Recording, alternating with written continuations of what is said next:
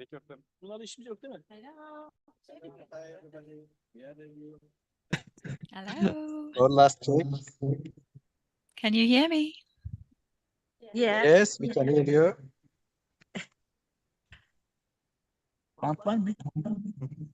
From Turkey Day in the United States, so Thanksgiving Day here. So happy to be Yes. presenting in Turkey.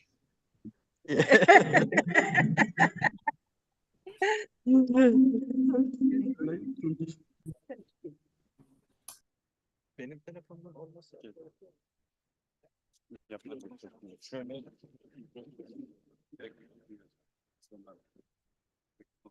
O zaman Okay. kapatayım. Çıkmıyor musun?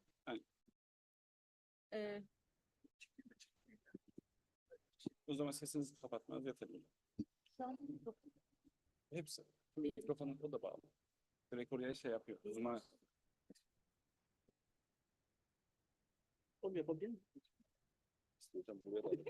Ya yapma gözüm. Buraya da alabilir. Şu bana çok güven vermedi. İstersen buraya da alabilir.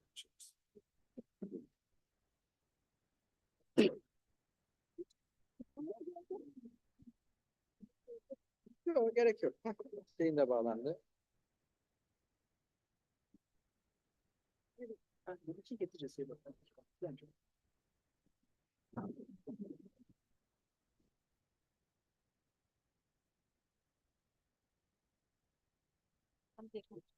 Al. Alayım mı ben? Yok ben de özgeçmiş istersen mi okuyacağım?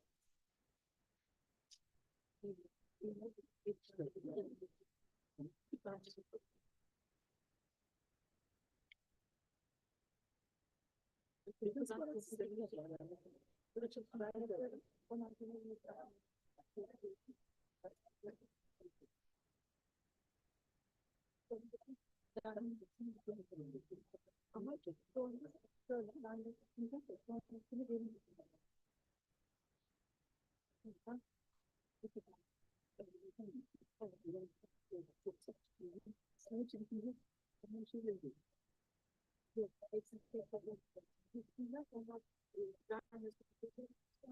ya ben bence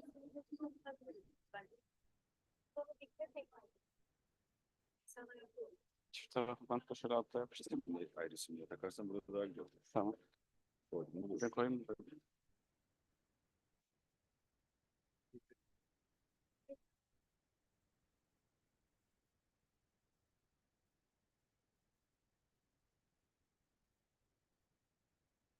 Hayır.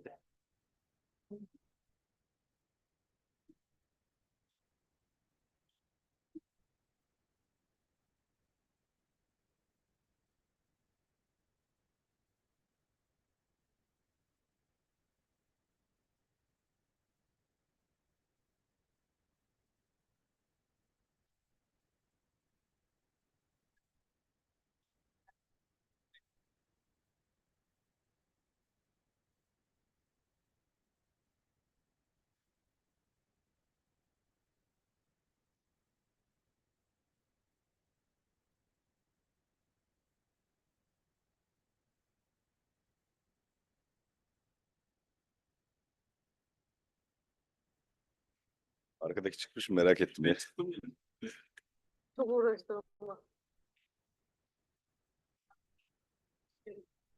Yo, güzel. Bir tane de buradan alsana. Böyle giraydan şöyle. Tüm mikrofonları alıyor.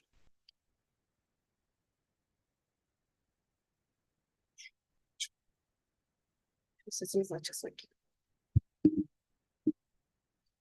İnce hocam siz de geçin. Arka geçeceğiz. Korsan Bey.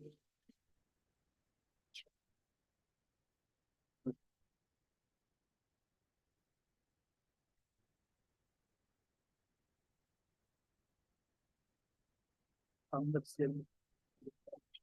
Zaten her şey kontrol.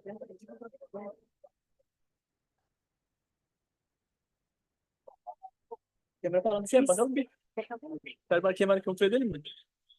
Termal açık kalıyor. Ses gidiyor canım.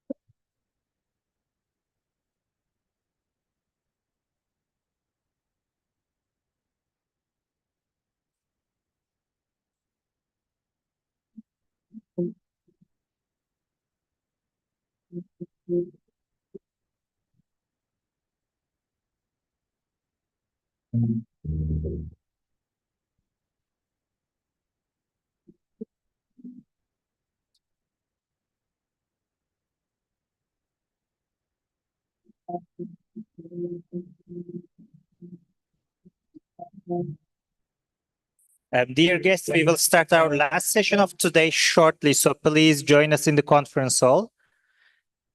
Sayın misafirlerimiz, bugünün son oturumuna başlayacağız. Lütfen sizi konferans salonuna davet ediyoruz.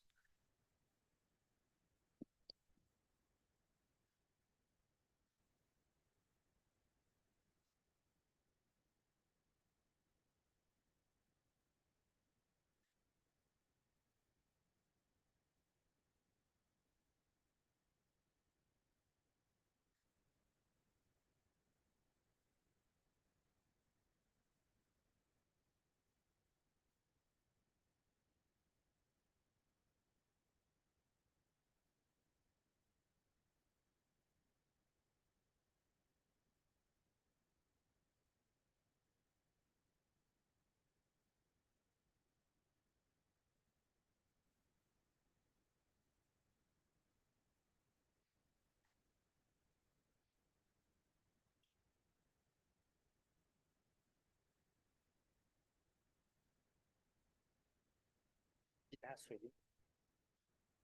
Başlatayım mı? Bir daha söyleyeyim.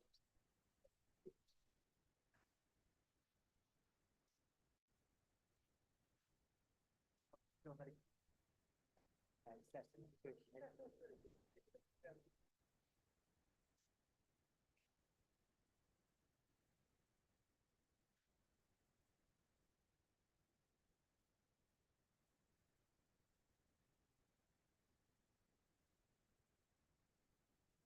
Efendim?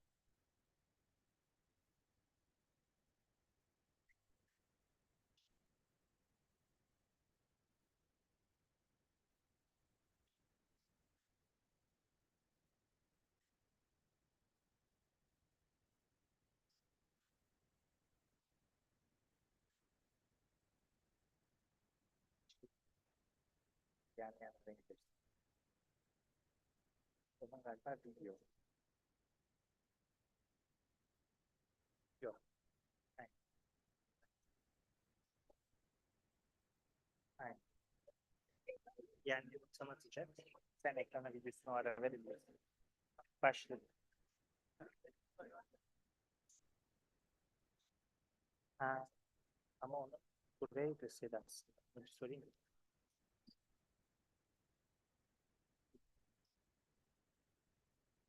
Tamam.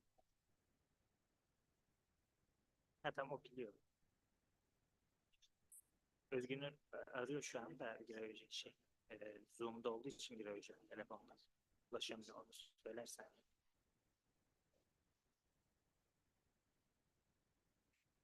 Çünkü önümde yani görüyorum.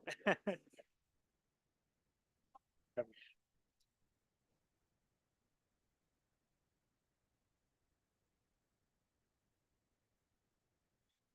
Sıra sıra olacak. Sıra sıra. Sıra sıra. Evet, evet. Evet. Tamam. Görüşürüz. Okay.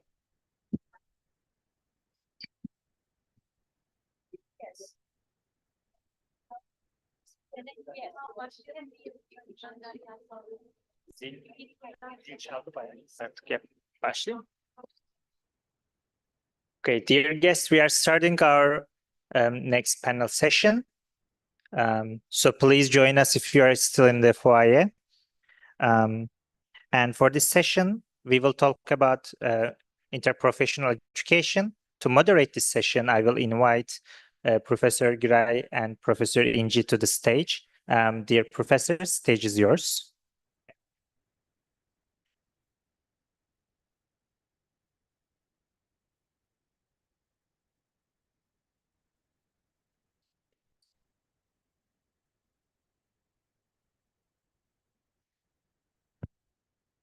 Thank you, Kaan, for your presentation. And dear colleagues and dear participants, first of all, we would like to extend our sincerest appreciation to TEGAT Executive Board for enabling this session to take place at this Congress. And also we would like to thank Acıbadem Mehmet Ali Aydınlar University for their valuable contributions and make it possible to our Congress with hosting it. Today, we are here to discuss the future of interprofessional education and collaborative collaboration topic that has been progressing with great enthusiasm within the medical education and also in our all health sections worldwide. At last year's Congress, a mission related to interprofessional education and collaboration was shared by Professor Dr. Sayek.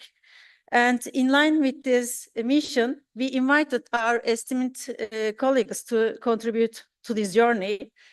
And today we are honored to be together with our colleagues from IPR Global and IP.Global. IPR Global, there are two pioneering organizations in all over about the world, right? And that lead the field of interprofessional education and collaboration in worldwide. So we sincerely thank you for taking time to be with us, especially during this Thanksgiving week. I know you're so busy with your families and your celebrations, and we would like to thank you for joining us today and also your valuable contributions. On behalf of all participants, we would like to express our sincere gratitude to you, especially to lead some your experiences or visions and to take place in the Turkish journal in interprofessional education and collaborative practice. So if you are ready, finally, I would like to also thank you to join us in the session. And we would like to begin this session, if you let, by introducing our speakers and their roles in the field of this area. Dr. Kolcu, you can go on if you want. Welcome, colleagues. Now I want to present Dr. Jan-Jaap Reinders. Dr. Reinders is a Dutch work and organizational psychologist and senior researcher in interprofessional collaboration at Hanze University of Applied Science and the University Medical Center Groningen. His research focuses on interprofessional identity and systems approach to interprofessional collaboration. He developed extended professional identity theory, and he works on the extended professional identity scale. Both extended professional theory and extended professional identity scale are used internationally, including lots of countries. Also, its Turkish translation, Turkish adaptation process is done by us with the help of Jan-Jaap Reinders. It's a collaborative practice for us. And Dr. Reinders is also active in Interprofessional Global, the worldwide partnership for interprofessional practice and education. Now, Dr. Reinders will present from identity to collaboration, how interprofessional education shapes the future of healthcare. We can watch his video. He can join us by video conference.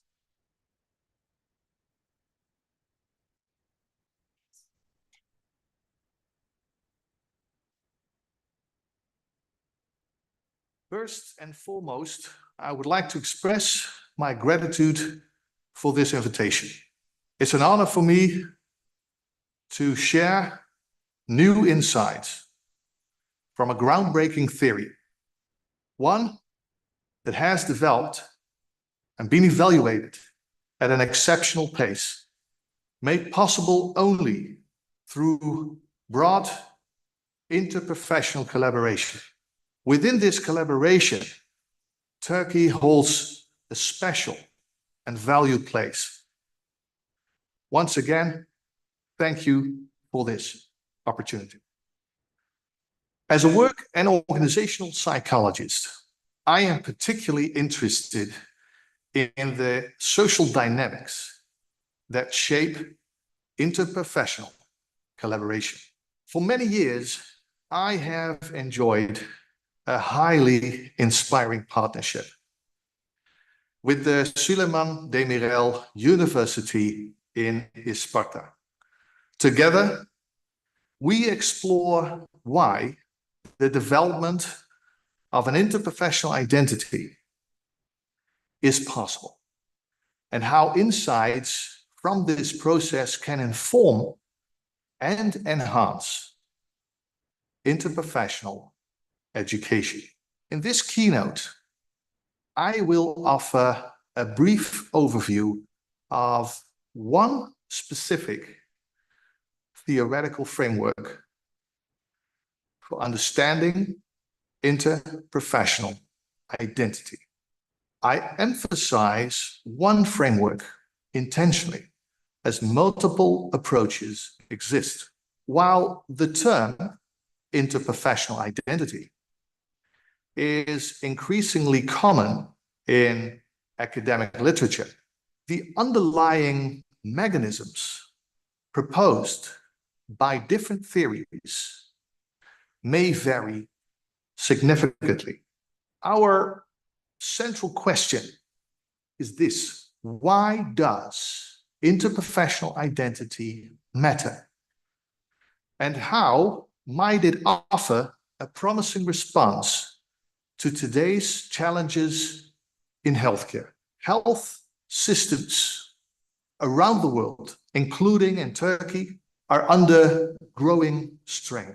We are facing widespread workforce shortages, rising care demands, escalating costs, and increasing pressure on the well-being and job satisfaction of health professionals. Traditional multi-professional models of collaboration are no longer sufficient. The complexity of today's care challenges, demands both diversity of perspectives and shared commitment. This image illustrates the tension. On the left-hand side, we see how convocation fosters medical, nursing, and allied health students clarify their own roles, develop distinct professional perspectives, and strengthen their commitment to their specific discipline. This is part of their professional identity. And this is valuable because a team of professionals with varied skills is like a well-equipped toolbox. A toolbox with only one type of tool is of little use in solving complex problems. But the right-hand side shows the challenge in practice. Too often, unity is lacking. Professional and every professional approaches decisions from their own disciplinary viewpoint, commitment to their own goals and priorities. The interplay between professional perspectives is easily overlooked, and this is understandable. Our strongest group ties tend to be with our own profession, whether we are doctors, nurses, or therapists.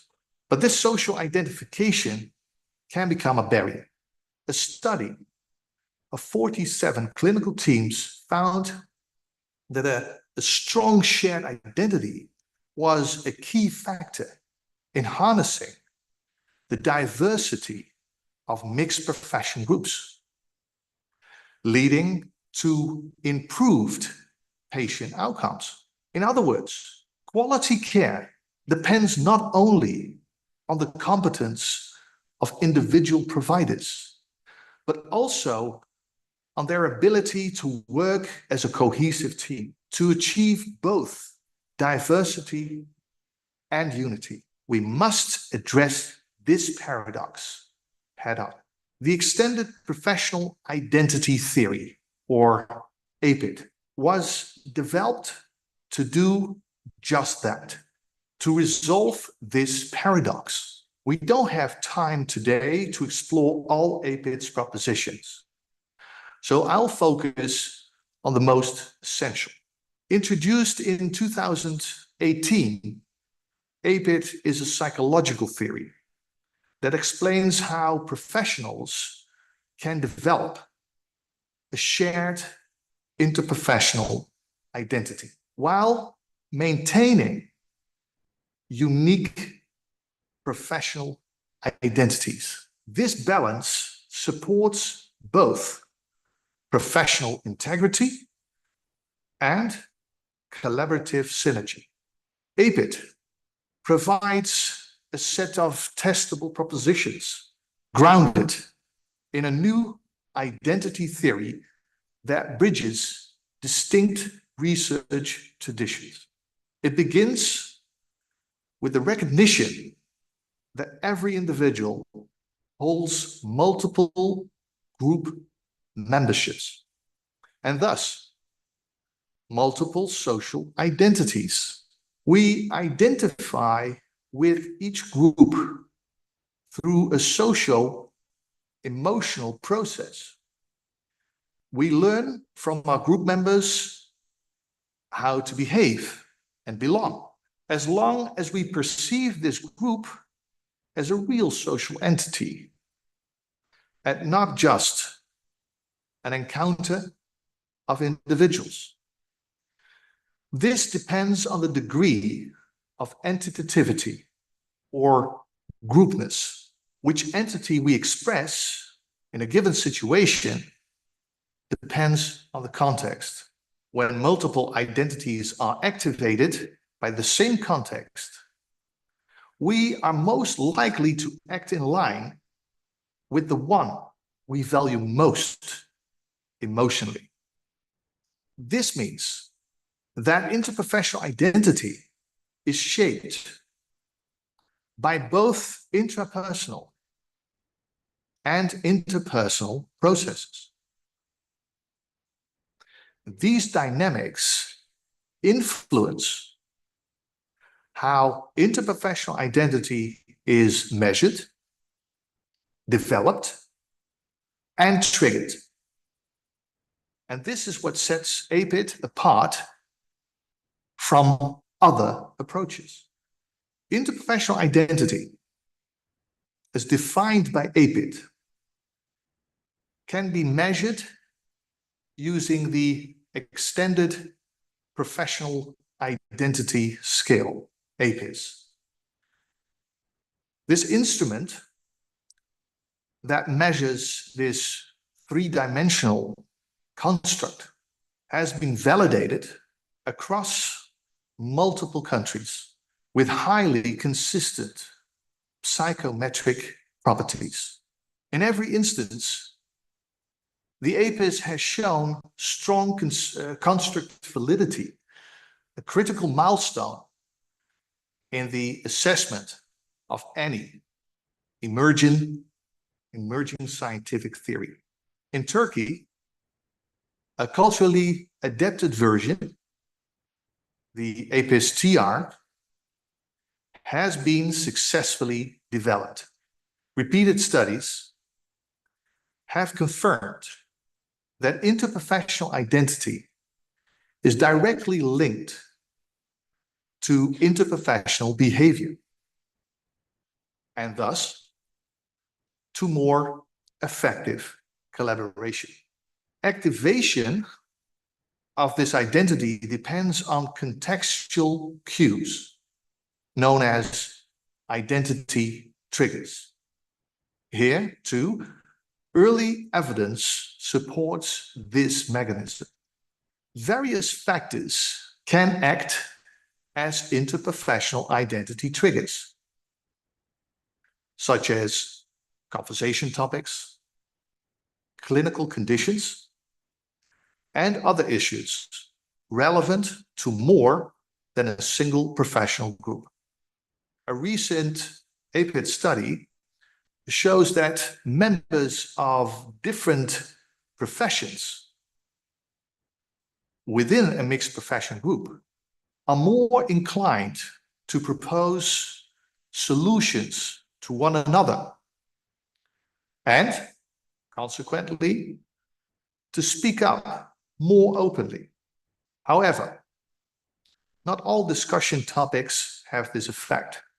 When a particular topic is perceived as a meaningful reason to engage in interprofessional collaboration, it mainly acts as an interprofessional identity trigger for individuals and teams whose interprofessional identification is relatively strong. The findings indicate that the degree to which a mixed profession group collaborates effectively and produces outcomes depends in part on the strength of its interprofessional identity. In clinical practice, interprofessional identity influences the extent to which information is shared.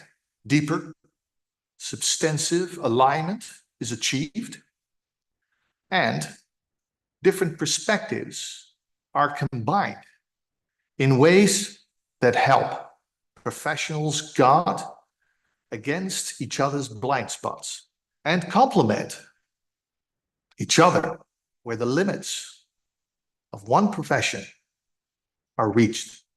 On the far left of this figure, point 1 shows that interprofessional identity is measurable and that it tends to vary among healthcare professionals who have not participated in interprofessional education. And this is why interprofessional education holds the greatest potential for the rapid and lasting development of interprofessional identity. New studies suggest that long-term strategies in interprofessional education aimed at fostering interprofessional identity formation lead to stronger and more stable interprofessional identities.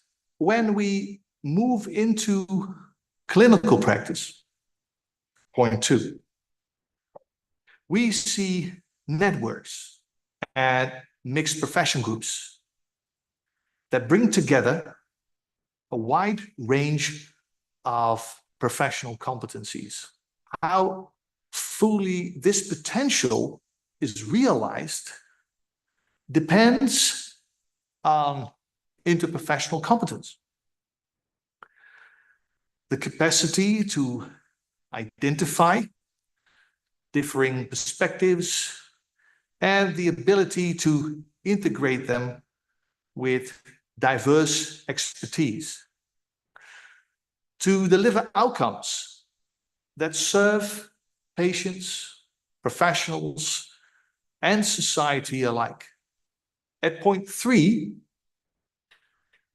we see that the composition of mixed profession groups often varies depending on the availability of individual practitioners.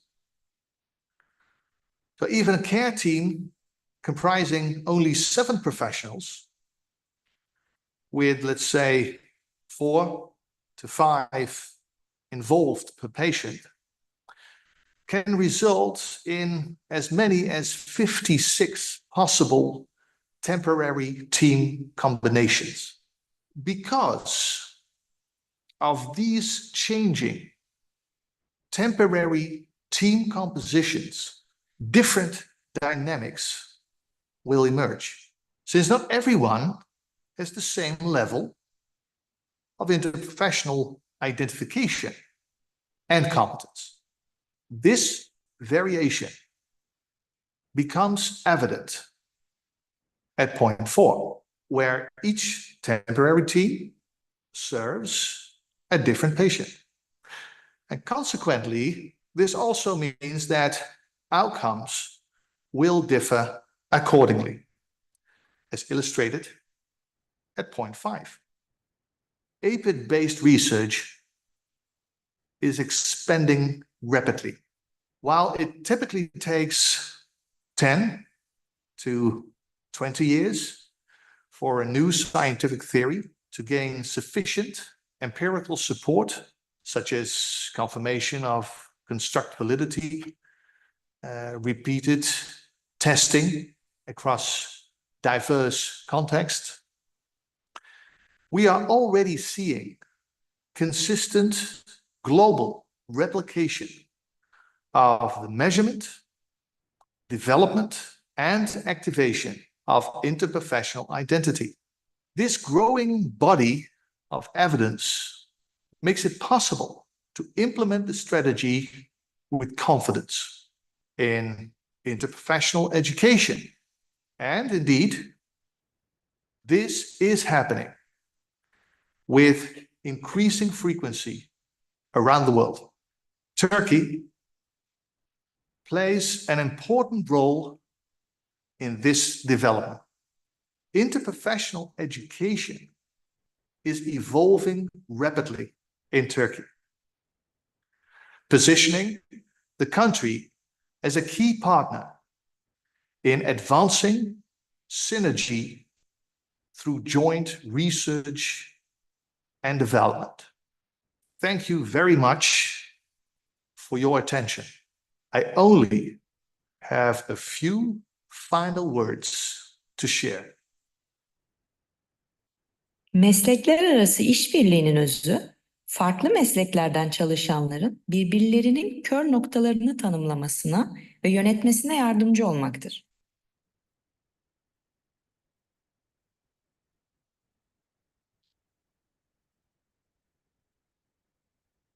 Thanks, Dr. Reinders, for video presentation. As you see in the video, he's working about interprofessional extended professional identity theory, and he prepared the scale, and we worked with him. And now in Turkey, we have a scale, original scale, a Turkish adapted version, and it's published. So we can use extended professional identity scale in for Turkish population. As you see, Dr. Reinders join us with a video conference. And if you have any questions, please send your emails to our Congress mail, and we can let him see it. And the next speakers is Dr. Vicky Park. Hello, Vicky. And I want to introduce Dr. Vicky Park to you before session. Dr. Vicky Park is a nursing academic specializing in interprofessional education and collaborative practice. She is a registered nurse, senior fellow of advanced HE, and NNC registered nurse teacher. Internationally recognized for her leadership and impact on the field of the IPCP, Dr. Park holds leadership roles in national and international organizations such as CAIPE, IPR.Global, and IP.Global, and has received 3 collaborative awards for global impact. In the UK, she is a senior lecturer for patient experience, outcomes, and healthcare leaderships at Teesside University. She has developed educational strategy and launched the Park and Cast model of IP strategy development and leads IPCP advanced through research. Scholarships of teaching and learning, guest speaking, external examining, and consultancy. Today, Dr. Park will present Weaving Worlds, how interprofessional education is rewriting the future of global collaboration. Thanks, Dr. Park. Stage is yours. Thank you. Good afternoon, everybody. Thank you so much for the privilege and the honor for inviting me to join you today. It really genuinely is a privilege to be here. I have prepared a presentation, which I will share with you now.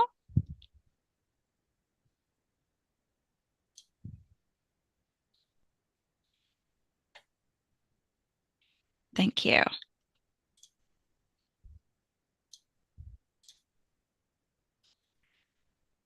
What I would like to focus on today is the passion and the purpose that drives interprofessional education and collaborative practice. The panelists that you have joining you today are all equally passionate about interprofessional education and collaborative practice. And we're going to go on a philosophical journey today. And what I would like you to imagine there are lots of threads of every color, every texture, and we're stretching them out side by side. Alone, each thread is fragile. But when we put them together, something strong, enduring, and beautiful emerges. And this is the story of healthcare, and this is the story of interprofessional education today. We live in a world where boundaries are shifting. Diseases cross our borders, and we face many challenges. We face pandemics, migration, climate change, inequity, and access to healthcare. And these demands mean that we need to weave our worlds together, because no single profession, no single nation can solve all of these challenges alone. Interprofessional education, or IPE as we call it, is the loom that brings us together. It is this practice of learning with, from, and about each other, whether you're a doctor, a nurse, a pharmacist, a social worker, or many other professions. And when we step into practice, we can't work alone as if we are isolated threads. Instead, we need to work together. We need to weave an intricate fabric of interprofessional care which we can wrap around patients and their families like a blanket. Today, here in Turkey, we begin a new chapter. I'm extremely excited to hear of the advancements that are taking place across Turkey. And your attendance today makes you a pioneer. You are the weavers of the future, where collaboration is not optional, but it is essential. And together we can rewrite the future of global healthcare. Because interprofessional education isn't just nice to have, it is essential. And when we give complex care to people, this requires a coordinated input from multiple professionals. If we think about a person who has had a stroke, for example, and if we consider the care that that person requires when they are diagnosed, treated, and the journey they go on as they recover, they require support of different professions such as doctors, nurses, pharmacists, and many more to give person-centered holistic care. And for the patient recovering from stroke, in their first few days, their world feels broken. They can't speak. They can't move. Their independence seems so far away. And one profession alone cannot restore that person's world. It takes a team. It takes the physician who guides the medical care. It takes the nurse who monitors progress, the physiotherapist to build their strength, the occupational therapist to retrain those daily skills that they've lost. The speech therapist needs to unlock their communication and make sure they can safely swallow.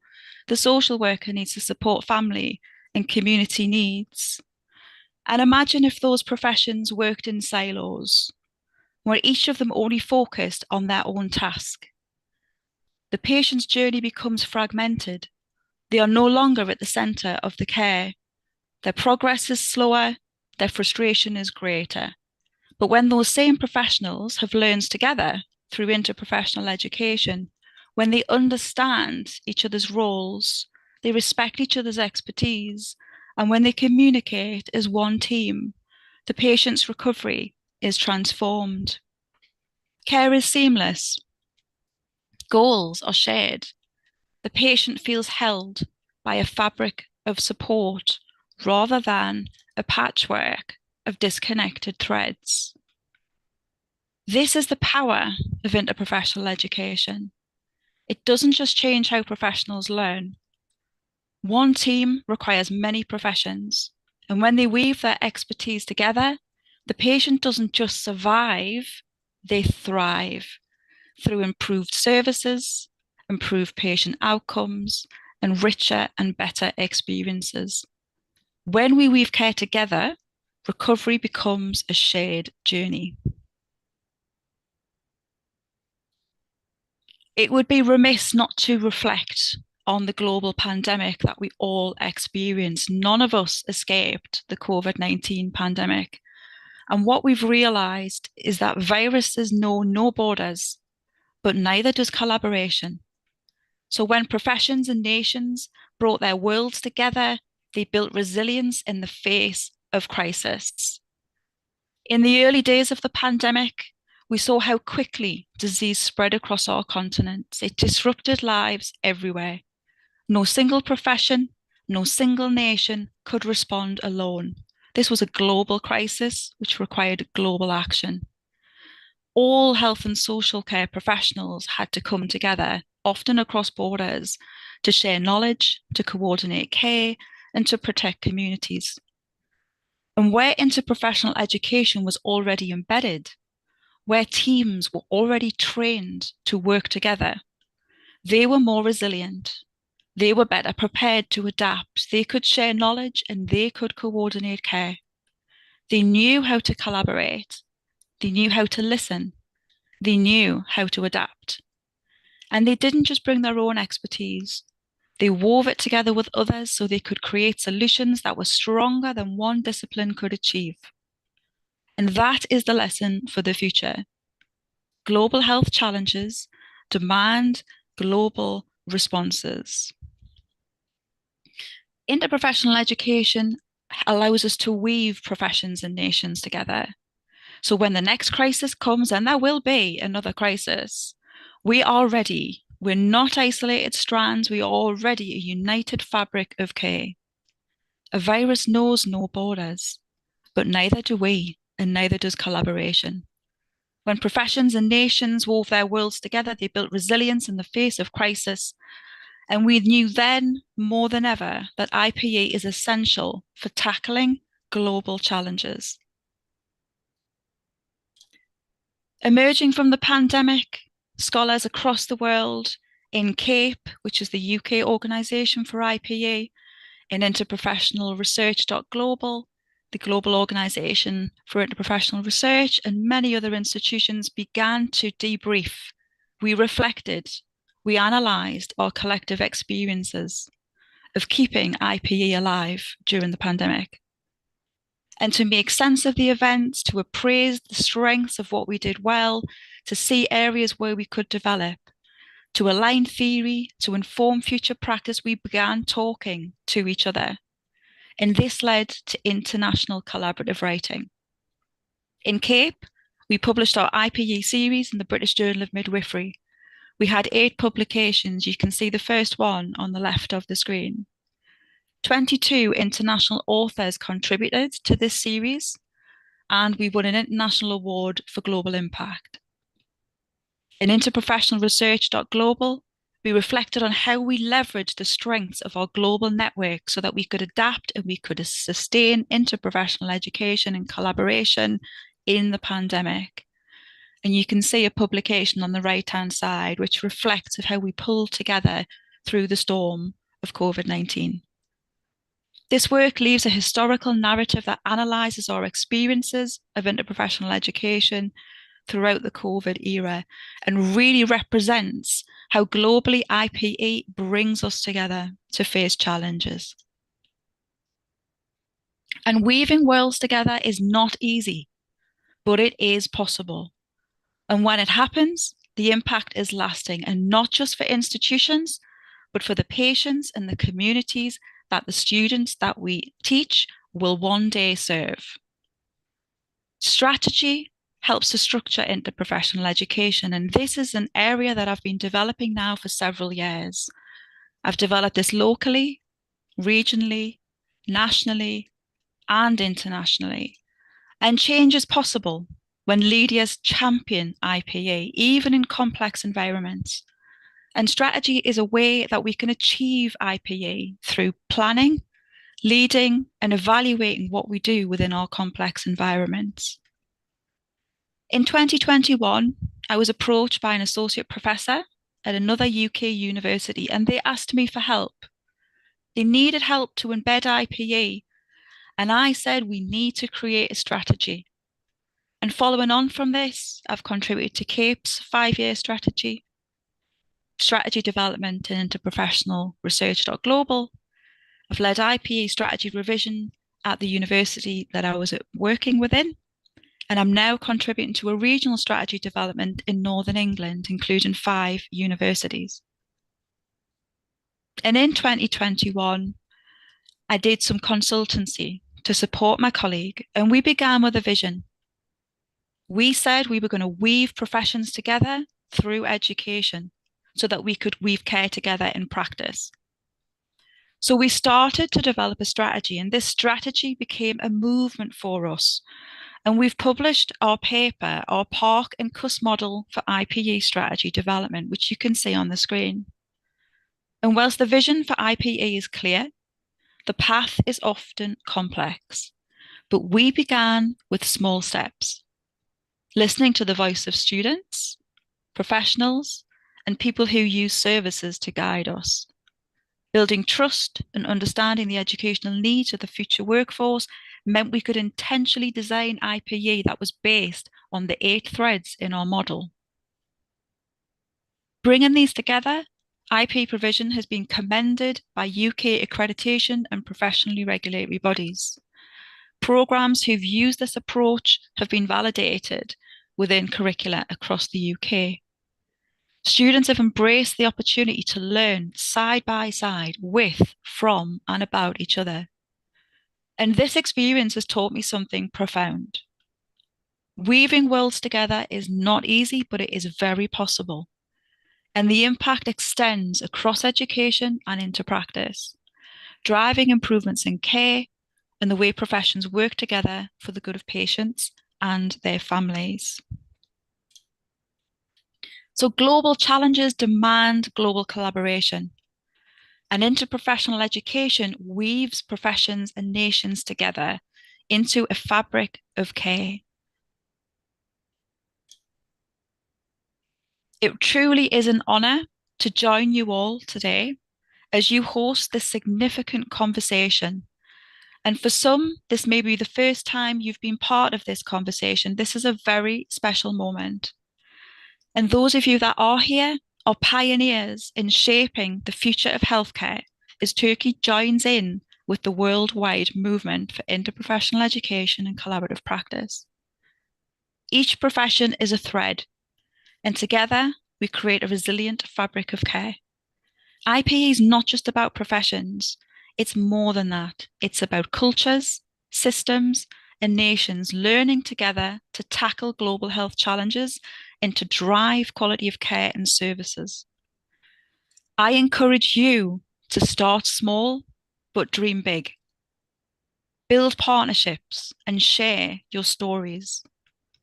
When we weave our worlds together, we change the future of care for humanity. When we learn with, from, and about each other, we build a fabric of care that is stronger, it's more resilient, and it's globally united. When we weave our worlds together, we are changing the future of care for humanity. Thank you for your consideration and for your time. It has been a pleasure to join you.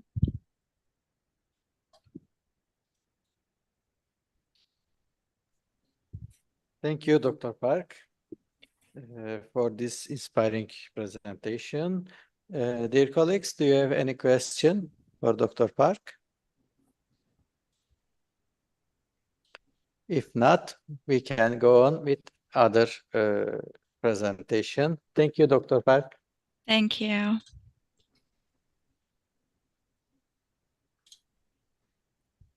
Now, I want to present Dr. Anthony Breitbach. Dr. Breitbach is a professor and director of interprofessional education at St. Louis University. He is a distinguished fellow and president of National Academies of Practice, representing NAP at the National Academies of Sciences, Engineering, and Medicine Global Forum on Innovation in Health Profession Education. He is an Association of Schools Advancing Health Professions Fellow, chairs their interprofessional committee, and represents them on the Interprofessional Education Collaborative. He also serves as a deputy chair of Interprofessional Global Board. Dr. Breitbach is an associate editor for both the Journal of Interprofessional Care and the Journal of Interprofessional Education and Practice.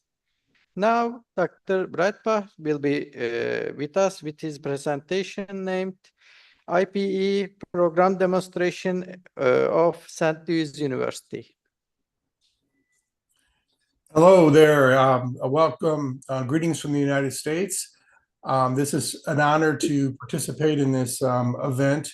I was amazed by the eloquence and theoretical foundation presented by Dr. Reinders and the philosophical framework and challenges put forth by Dr. Park. So I'm really excited about this.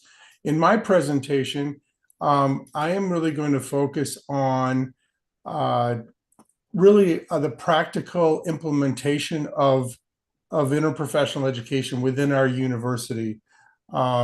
We are very fortunate to have a considerable amount of support at our university, and we've really have found a way to deliver it where it's integrated and it's at scale with the numbers of learners you have when you work interprofessionally at a university. So at IP has been a part of all of our programs, and it really is a part of our specialized external accreditation standards. And since 2006, there was where IP was actually developed at our university. It was actually housed in the School of Medicine. However, many of our learners really were from a lot of the other units in the university, whether it be nursing, allied health, those types of things. And some key features, which I want to talk about today, is really our concentration in interprofessional practice, our minor in interprofessional practice, what we do at the graduate level with our interprofessional team seminar, and then how we've been able to align our IPE courses with the university core curriculum. So it really allows for our students to understand what the work they're doing really aligns with the greater purposes of their educational process at the university. So really some key frameworks that we really guide our work in at St. Louis University. This still is a very good article from 2016, the systematic review. And some of these key features is we try to start early in the student's experience. We have intentionally interprofessional pedagogy.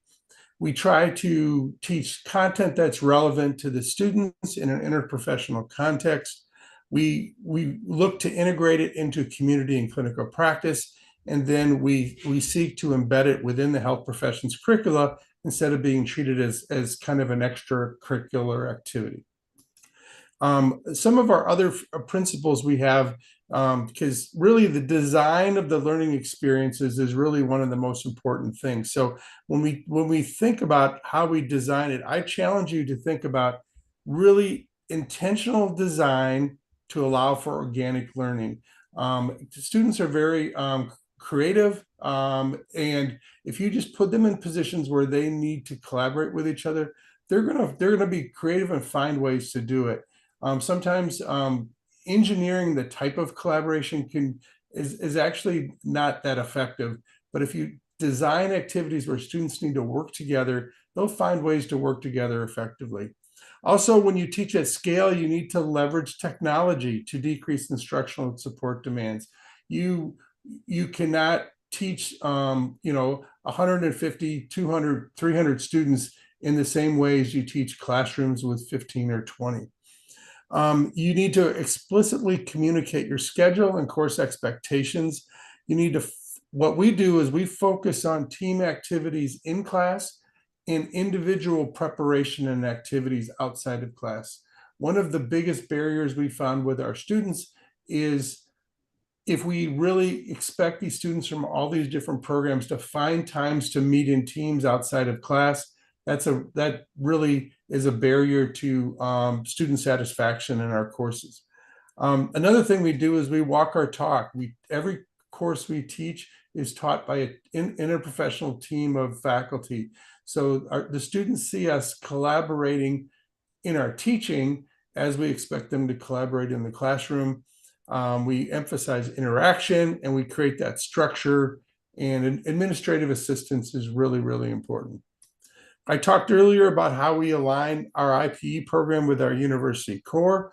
We've been able to align it with 6 attributes of the St. Louis University undergraduate core curriculum. This is really important for our programs, many of which are have very crowded curricula. And to give them the ability and have IPE be a vehicle for them to meet their university core requirements while also experience interprofessional education, that this has really been a great advantage. So when you think about our concentration and interprofessional practice that we have developed, it is a scaffolded program where they go through a 3-course concentration, starting with an introductory course called Interprofessional Collaboration and Healthcare in a Global Context. Students in these classes, they're in 6-person teams, and they do work together the entire semester. The core attributes aligned with that class is identities in context and global interdependence. So if you think about the 2 previous speakers, Dr. Reinders talked very much about identities, and also Dr. Park talked about the need for global interaction. So I think it really dovetails very, very nicely to that course. Our next course really has more to do with the interpersonal experience of care. And this is applied decision-making, interprofessional practice. It covers the core attribute of dignity, ethics, and a just society. And then our final course is actually a community practicum experience, and I'll talk about that. That incorporates collaborative inquiry, reflection, and action, and it's also a writing intensive course. So the flow that our students go through in IP 2100, they start off by thinking about their own personal identity and how that influences their professional identity. Then they start learning about ways of collaboration and getting this kind of interprofessional dual identity. They learned about the United States healthcare system and the challenges that we face. They start to gain some skills for advocacy for system change. And then they start to look globally for a wider context to better understand how to improve the healthcare system. IP 4200, this really has to do more with interpersonal relationships. So they learn patient interviewing, they learn about ethics and dignity, equity, and social justice, patient-centered care, team climate, ethics within organizations, and shared decision-making. And we actually, in this class, utilize interviews with standardized patients twice during the semester, where students actually in teams do patient interviews together and get feedback regarding their performance. Our third course, our interprofessional community practicum, has three aspects to it. It's got a classroom aspect where our students engage in team activities, lectures, and small groups. They do community engagement visits where they actually work with a community partner in teams of 6 and a faculty advisor. And with that community partner, they actually do an initial visit where they do a needs analysis and develop a project that is relevant to the community partner. And then they reflect as a team, they reflect as individuals, and then we'll talk about the poster session in a second.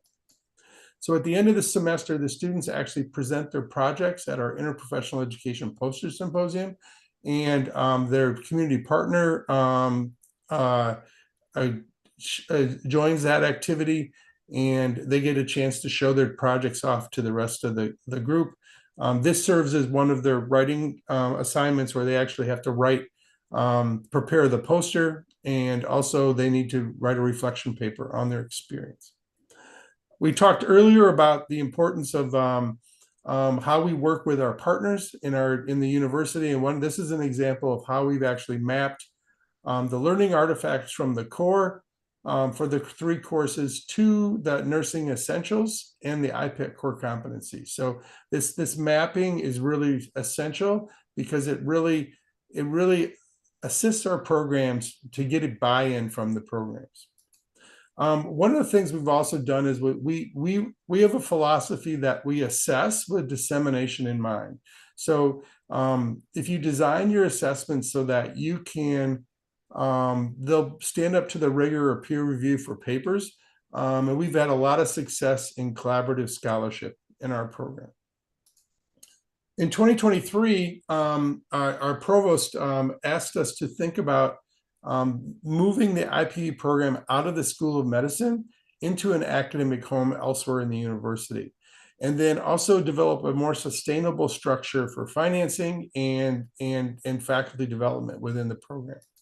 We developed a task force that had representatives from the Provost's office, the School of Nursing, College of Health Sciences, Social Work, and the College for Public Health and Social Justice. And we actually brought forward a proposal that was accepted and implemented in 2024. What we heard in our concentrations and in our conversations with our stakeholders was that they really liked the concentration and the fact that it met the university core requirements. At the graduate level, our stakeholders thought that the interprofessional team seminar was effective, but may need to get refreshed. The minor might need to be restructured. We have a minor which you take 3 additional courses. We've made some changes so that it's much easier for people to achieve. Staff and research assistants are important, and the community practicum is valuable.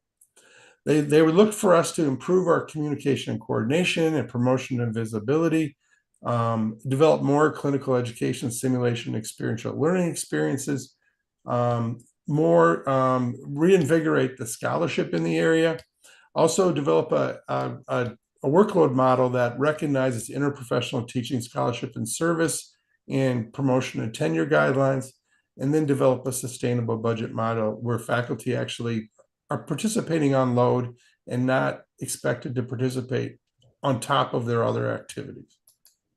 So these are the goals and recommendations that we put forth. We felt that the new SLU IPE program would be structured within academic affairs, reporting directly to the provost. That it's not within a specific college. Sometimes when things are in a specific college, often people look at that as somebody else's problem or experience. Whereas if it was within the university, it really sends a message to the rest of the university that interprofessional collaboration is a key feature of our entire university. We align it with strategic planning. We developed 3 teams, an administrative team, a core team, and an advisory team. We engage in intentionally faculty development. We invigorated the assessment infrastructure to track student and program outcomes, continuous quality improvement. We maintained the interprofessional concentration, and we also developed some micro-credentials and continuing education opportunities. We really want to work with it, and we want to be an expertise hub to nurture interprofessionalism at SLU and develop marketing and branding to develop SLU as an international leader in interprofessional education. So our administrative team, that is who manages our day-to-day operations. We have my position. We have a program coordinator for community engagement. We have an office manager, program manager, and then we have a graduate research assistant who's a doctoral student in industrial organizational psychology. And she's been a tremendous resource in our program. Then we have a core team. We have 5 faculty members that have 25% of their workload assigned to interprofessional education. So they identify, that comes to be about 1 course per semester. They are really the backbone of our teaching teams. And what's nice about this is that when they're evaluated by the university, because 25% of their workload is assigned to IPE, IPE can be featured strongly in their narratives regarding their evaluation. And then our advisory team, we pull together a group of stakeholders that meets twice a year and helps us with bigger decision making. Our program assessment, we developed in 2017, we developed a unique instrument called the Self-Assessed Collaboration Skills Instrument. It really has to do with the students' confidence in the behaviors of collaboration. And that's been validated multiple times and used internationally by colleagues. Our research assistant brought forward an instrument based on Litrico and Troy around self and team efficacy. And what was one of the key features of this is that it really has 4 constructs. One is, how do I feel I'm doing? Number 2 is team efficacy. How do we feel we're doing? And then that's meta perception of reflected self and team efficacy. So how do others feel we are doing? And I think that's a huge motivator in today's student. We assess this course learning outcomes through the university, and then we do a IPEC core competencies confidence survey at the graduate level. Just to give you an example of some of the data that we brought forward, this is in the spring of 2025, we surveyed a large amount of students in our 3 courses.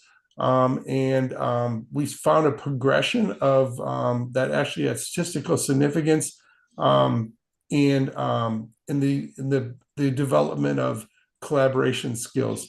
We weren't actually too surprised that there was a little bit of drop in the 4200 class, because that really has to do more with the personal experience of care. So I think that kind of students were challenged a little bit in that class.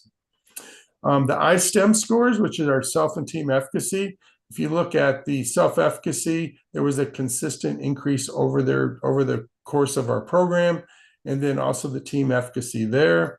And then reflective self and team efficacy, so a similar relationship. We've also found a positive correlation between high levels of collaboration skills and high levels of self and team efficacy. Our interprofessional team seminar is really what we do at the graduate level. It includes School of Medicine, physician assistant, St. Louis College of Pharmacy, and we have about 500 students per year engage in 4 different modules, all based around the IPEC core competency modules. And then we have 4 facilitators that are in that, and our affiliate faculty lead those sessions. And then we have a common format that we use. We do a centering activity. We introduce a case. We do an interactive team case discussion. We do a large debrief. We put them back in their teams for some consensus building and reporting. And then we do a large group debrief at end. I mean, we're really lucky to have some really nice teaching spaces at St. Louis University. We also developed at the graduate level a micro-credential and interprofessional collaboration, where students have to submit 6 artifacts out of 3 different areas, one of each, a minimum of 1 out of 3 different areas: foundation, immersion, integration, and our interprofessional team seminar is part of that. And then we were very fortunate to be recognized this year by the Association of Schools Advancing Health Professions with their Innovation in Interprofessional Education and Collaborative Healthcare Award. I hope this information has been useful to you as you apply it to your own institution, and it was an honor to present today with such great colleagues. Thank you very much.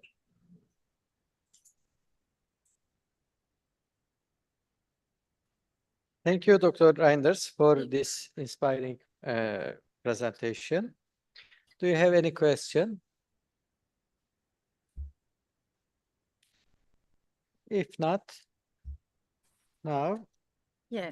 Now I can present the Dr. Hüseyin Halili. Dr. Hüseyin Halili is an internationally recognized scholar and visionary leader in interprofessional education and collaborative practice, healthcare resilience, and system transformation. He currently serves as professor and senior associate dean of academic administration in School of Health Science at Winston-Salem State University and as president of Interprofessional Research Global Communication. Dr. Halili plays an active leadership role in numerous national and international initiatives. He is a distinguished fellow and scholar of the National Academies of Practice and co-facilitator of the AIHC, American Interprofessional Health Collaborative, and also chair of AIHC Conference Affiliate and a member of Collaboration Hub. Internationally acknowledged for his impact on healthcare education, he has been named the Marcus Who's Who for his leadership in advancing interprofessional collaboration. His research-driven contributions, most notably the interprofessional socialization framework and dual identity model, have shaped the future of interprofessional learning and collaboration across the United States and also globally. With more than 2,600 citations and over 270 publications, presentations, and keynote addresses, Dr. Halili has built a distinguished record of excellence in teaching, research, innovation, and leadership. He has served as principal investigator and co-investigator on more than 35 funded research projects, totaling over $14 million and has received widespread national and international recognition. Today, Dr. Halili will introduce IPCP organizations with a presentation on IP.Global. Thank you, Halili, and your turn.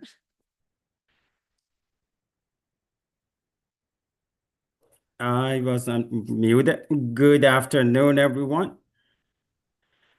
Salam and marhaba. Hope everyone is doing well and enjoying your time. This is, as been mentioned by colleagues, is a significant momentum for interprofessional collaboration, international education at the global level, as we have significant advancements and improvement in IPCP in Turkey. So this is again, it's a fantastic opportunity for myself to be here with you all. And thanks Inchi and Gray for inviting myself and colleagues here to be with you this afternoon. So again, as was mentioned, so I'm going to introduce Interprofessional Research.Global. And let me go to the first slide here. So as mentioned, I'm here at Winston-Salem State University at the same time as the president for Interprofessional Research.Global. I'm sure some of you might have heard, Interprofessional Research.Global or IPR.Global. It was mentioned a few times during this panel as well. So our website is just, if you type it out, Interprofessional Research.Global on Google, so it should come up. Also, you have, let me see if I can go to the presentation mode. So the QR code is on the screen as well. So Interprofessional Research.Global is the global network for interprofessional education and collaborative practice research. And our mission is to advance global IPCP research through innovative collaboration, as well as dedicated mentorship and impactful leadership to advance quintuple aim. Quintuple aim, means better health for all, better population health, better patient care, improving the cost effectiveness for healthcare, as well as advancing the workforce experience, for everyone. And our missions, aligned with our mission, so is about leading innovation and excellence in IPCP research to drive health and social care transformations globally. And our role, really, we are working, with colleagues in Turkey and around the globe to promote and advance for, evidence-informed policy and practices that help foster and facilitate theory-driven as well as methodologically, rigorous IPCP research, around the globe. And our impact has been to build a global movement to promote collaboration, innovation, and quality outcomes in healthcare through IPCP as well as research in this field. Our 2030 key priorities are about advancing our global impact and recognitions, the great works that have been done by colleagues, fostering emerging IPCP researcher through the Summer Research Institute. I'm going to present a little bit more about that one. Identifying IPCP research priorities to shape the global research agenda. As you can imagine, as the IPCP advancing, we need more research and evidence to support and also become more innovative at the time of AI and AI advancements. And lastly, but not least, the one other priority that we have is to enhance knowledge mobilizations to influence policy. With that, our IPR.Global Committee, we have a steering committee that oversees the subcommittees as well. The subcommittee includes 30 plus, members, leaders, in IPCP around the globe. These 30 are representing more than 15 different countries from all different continents, around the globe. We have a communication and partnership task force. We have Summer Institute and mentorship subcommittee, research agenda and priority subcommittee, knowledge mobilization and policy advancement subcommittee. And as I mentioned, Gray and Inchi has been a core and instrumental to a number of these committee, and both of them are part of the steering committee for IPR.Global, and their contribution has been significant as well as mentions in some of the publication that we have. This slide shows kind of an overview of what has been done and the core activities of IPCP, and I will go through some of those in a little bit more details in the next few slides. Our signatures that we just started is the Summer Research Institute. We have MOU with two major organizations. One is the National Academies of Practice that Tony is the president, so it's been a great collaboration. We also have another MOU, Memorandum of Understanding, with Canadian Interprofessional Health Collaborative, CIHC. At the same time, we are a core member of AIHC, or core network partners with AIHC, and also looking forward to further strategically partners with you all in Turkey as well. We have the blog and number of others words that will go through the slides rather than repeating here. So let me talk about Interprofessional.Global Summer Research Institute. We just hosted and launched this past summer. It was inaugural, and also all the fellows receive our micro-credential digital badge that you can see on the top right corner of the slide here as well. And this Summer Institute was hosted in collaboration with Winston-Salem State University that I am in, as well as Northwest AHEC, which is part of the Wake Forest University School of Medicine here in North Carolina, Winston-Salem. For this inaugural, despite that we indicated that the Summer Institute is going to be hosted for time reason or for time zone, time differences reasons only in the US and Canada. However, we received applicants across the globe. So we had 22 applicants for only 7 to 10 seats that we have had, and our acceptance rate ended up to be 45%. So it was highly received. And we selected 9 individuals from across different professions in healthcare, as well as non-traditional health team as well. So the photos are here. I don't want to again go through details. And also we have had a wonderful teams of presenters and mentors who help the Summer Institute to be a successful one. Our results for Summer Institute show significant, promising. So we implement a number of different instruments to evaluate the impact of the Summer Institute, and all shows significant improvement. So from 40 to 80% increase in number of different instruments. So you can see the screen. This is the clinical research appraisal inventory that we use, and significant improvement. We use capacity questionnaire, so also shows significant improvement. How fellows perceive their knowledge, skills, and ability to conduct research in professional education and practice. And this slide shows some narratives and some qualitative component of fellows evaluations. 100% of the fellows that reported that the program met their personal skills gaps.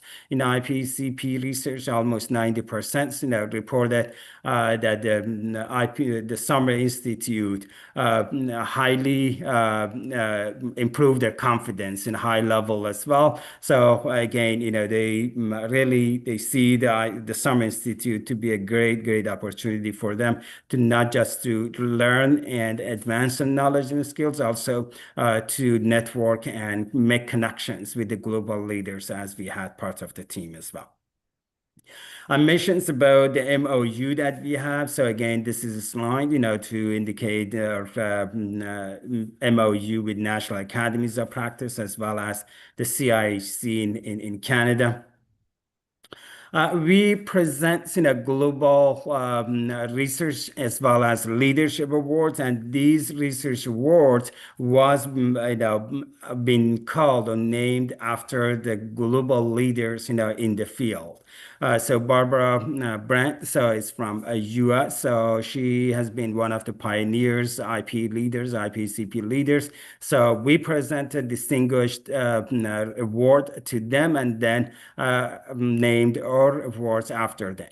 Professor Barr, we are, recently he has passed, but we were honored, to be allowed to have, one of our awards after before his name as well.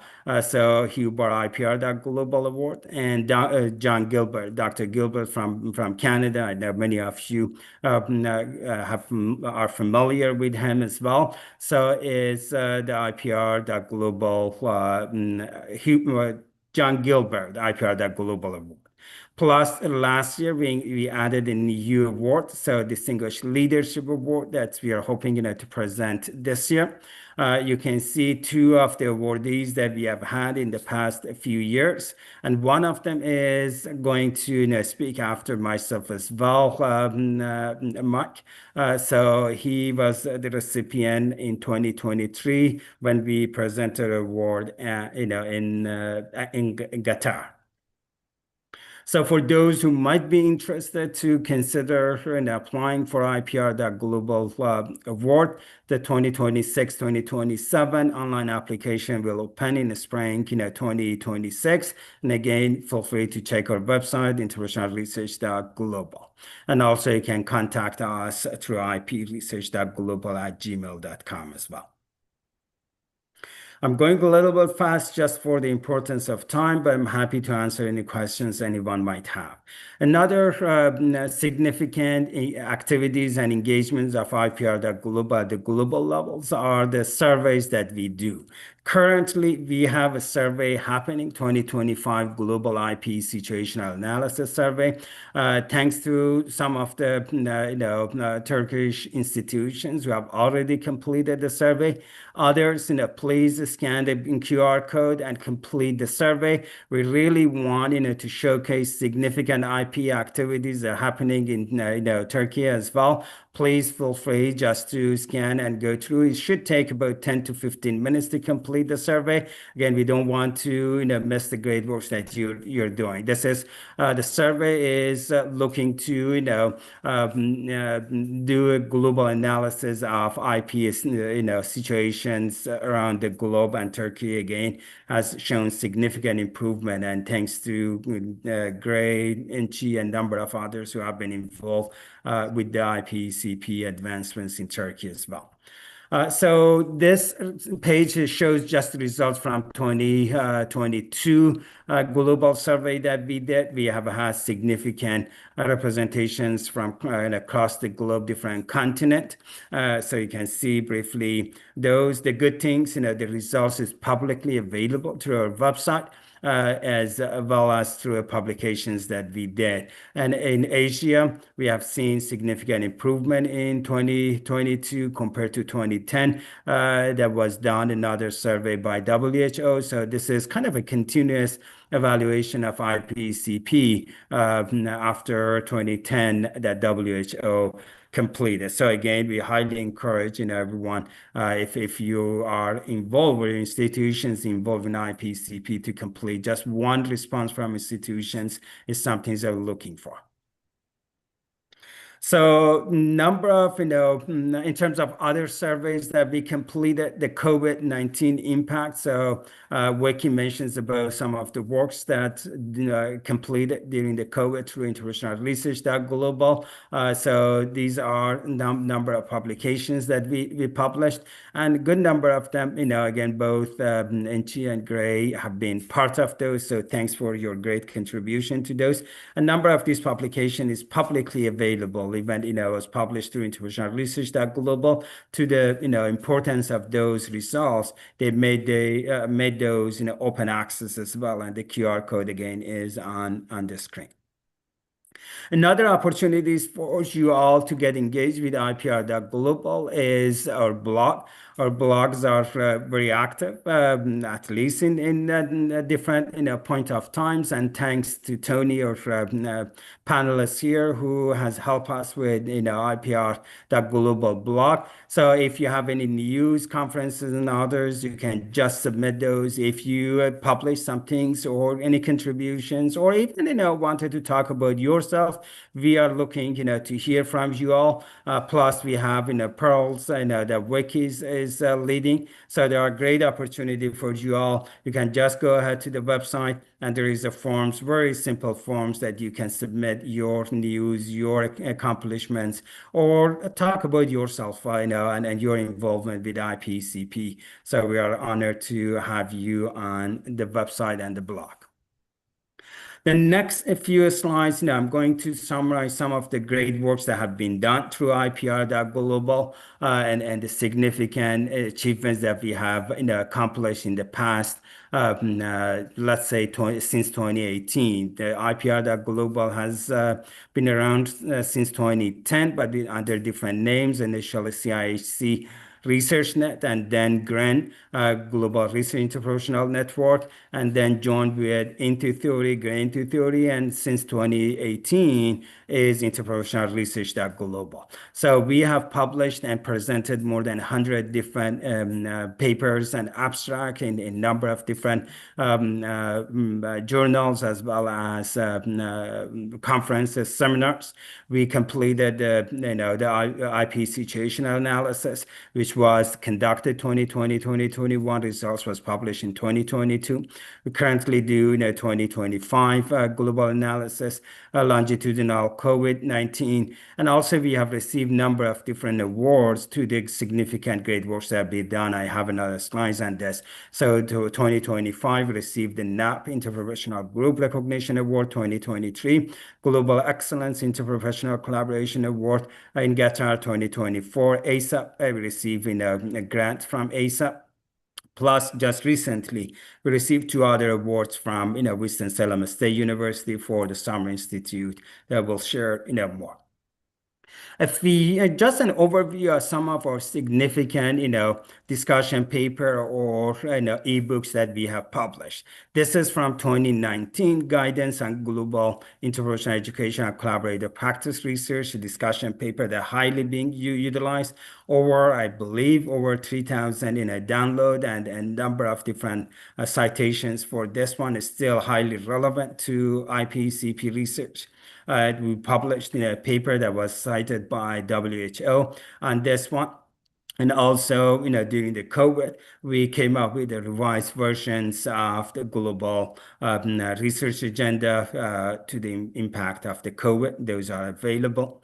The other one that we published during COVID was the building resilience in healthcare in the time of COVID through collaboration. It was a call to action, highly received. And also we published a paper on this publication as well. Again, these publications are publicly available through our website, so no registration, no information is needed. You just go ahead and access those. Post-COVID healthcare transformation. So we published, publications, ebook, as well as, paper that highly being received. I just checking, yesterday over 2,000 download from this publication as well. And again, you can see Gray and Inchu has been part of this great work as well. Some other works that we have accomplished. So we have had a chapter book on resurgence of global research interprofessional networks plus COVID-19 crisis, silver lining at the time, and the longitudinal IPCP post-COVID research. We have been invited in many different seminars, conferences to do keynotes or presentation and others. I don't want to go through all this, but we have been honored to be invited by NAP, by IPEC, the Interprofessional Education Collaborative in the US, as well as a number of others that you can see. In this slides, also by accreditations, groups we have been invited, or by, international group, for example, the TOF, the network, the I can't recall the actual name, so I want to, ignore, but it was part of, the global networks. It's part of UN and WHO.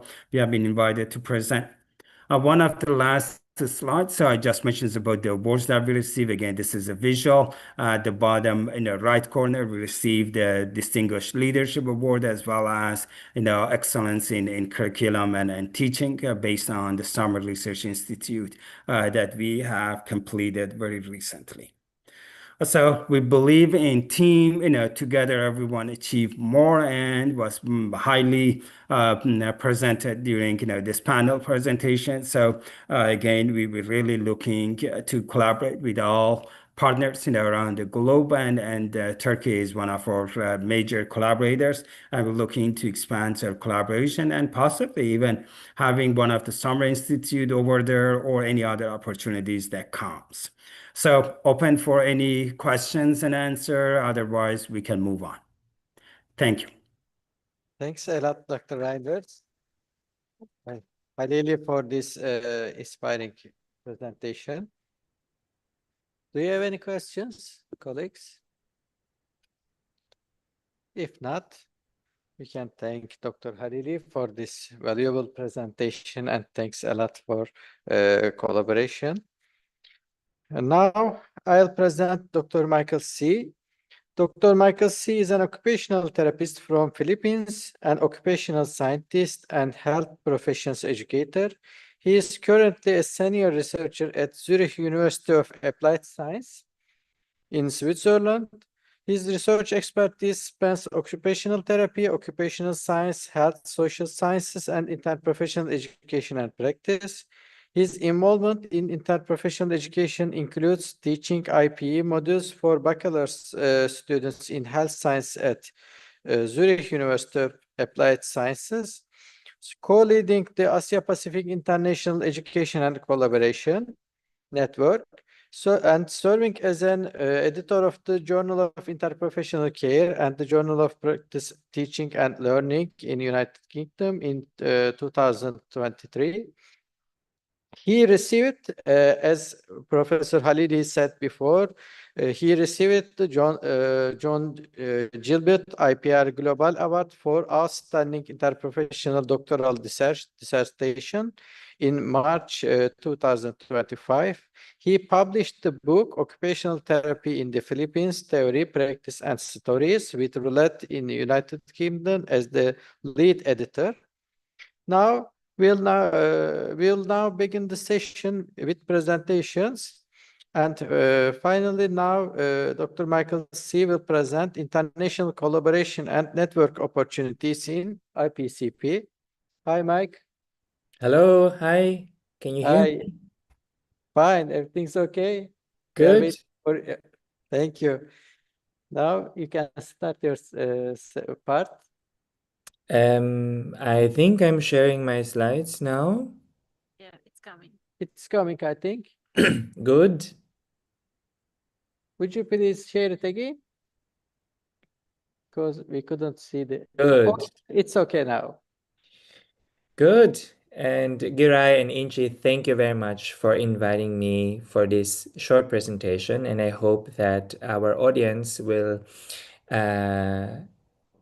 able to reflect and think about how they do their interprofessional education and practice work, not only in hospital settings, but also how they can foster international collaboration for the students, for professionals, and mostly for the benefit of our patients. So my name is Michael C. You can call me Mike, and I will be sharing shortly 13 slides to you in relation to this topic.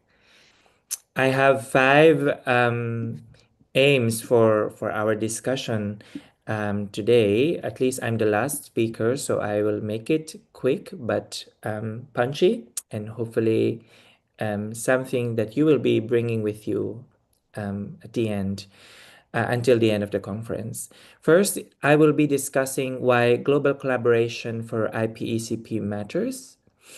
And then we will be defining networking and related terms, because I think the main central topic for my session is about networking and how do we do that effectively, and what are the things we need to watch out for so we don't we don't fall into the trap of not collaborating. And then I will be outlining various models and examples of international networking based on best practices and also based on my personal experiences. And towards the end, I will be sharing some strategies for effective international networking and outlining challenges and solutions when it comes to international networking. There are several reasons why international collaboration for IPE-CP is valuable and important for our institutions and also for the benefit of our students and our patients. The first reason is that it allows us to develop our own cultural competence through exposure to different perspectives and approaches, especially because we, in our institutions, we start to get more diverse groups of students coming from different backgrounds and also different experiences. And also, we are also seeing an increase of diversity with the patient groups that we are encountering. And so it is important that with international networking, with an idea of bringing IPECP forward, we need to also think about cultural competencies intersecting with interprofessional competencies. Another reason is to expand our learning opportunities by accessing international case studies, hearing different sides of the story within case studies, different research projects, different ways of thinking that hopefully allows you to become more innovative. And I think another important thing is getting feedback from our international peers, because when you have discussions with people from different countries, it allows you to see yourself from a more objective stance, because you get you get feedback from the things that you don't see yourself, maybe as a person, as a professional, and as an institution. And lastly, and not only the last, but there could be many more reasons why global collaboration is important. But this third point is about reflexivity, because when we collaborate internationally, it allows us to reflect on our biases and our assumptions. And that can lead us to become more critical in how we develop interprofessional education programs and how to provide better context in how we do IPE in our own institutions, because usually we end up and we get trapped in copying interprofessional education programs like best practices and copying it and bringing it in our institutions without really reflecting on how this could be applied or adapted in our institutions. We need to be reflexive, we need to question and be critical and apply our own lenses into that. Now that we know the why, I will be defining some terms that allows us to be more intentional when we use the word networking. So the three terms that I will be sharing with you are distinct approaches in fostering professional relationships and collaboration within the lens of interprofessional education and practice. The three terms are networking, not working, and not working. So first term is networking. So this is the main theme and concept in my topic. And the goal of networking is to cultivate long-term professional relationships. I want to emphasize the word long-term because you see yourself networking not only for today or not only for the conference, but in the next 2 to 5 years.